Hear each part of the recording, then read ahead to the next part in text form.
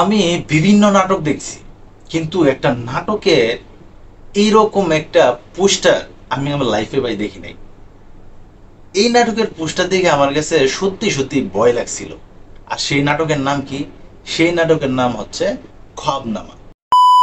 Hello ভাই ভাবিরা, this Rajib, welcome to another brand new video.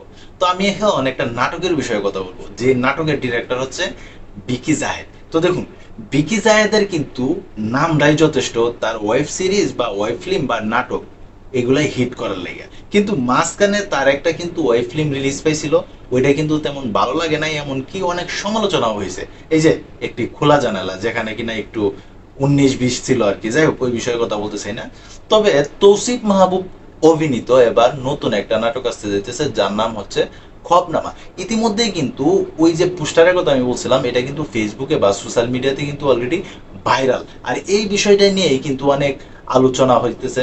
আর তার মাঝে কিন্তু সবচেয়ে আশ্চর্যজনক ভাবেই কিন্তু এবার সেই যে পোস্টারটা শুট করা হয়েছিল ওইটারই কিন্তু এবার বিহাইন্ড দ্য সিনে যে কি কি ঘটছিল ওই বিষয়টা কিন্তু ভাই প্রকাশ্যে আইসা গেছে। তো অনেকে কিন্তু এই বিষয়টার অনেক প্রশংসা করতেছে, আবার অনেকেই এই বিষয়টা নিয়ে কিন্তু অনেক সমালোচনা করতেছে। কেন করতেছে আমি সে কথা বলি। দেখুন, কবরের মতো একটা সেনসিটিভ জায়গা, সেখানে ওরা সাপ সাইরা এমনকি কাপড়ের কাপড় পরায়া একটা শুট করছে। ওই বিষয়টা দেখে কিন্তু অনেকেই পছন্দ করে নাই, যার ফলে এই বিষয়টা নিয়ে কিন্তু অনেক সমালোচনা হইতেছে। তবে আমার মনে হয়, যেহেতু এটা নাটকের শুট, আগে পিছে কি হয় না হয় ওই বিষয়টা তো আর আমরা গণতে পারি না এত।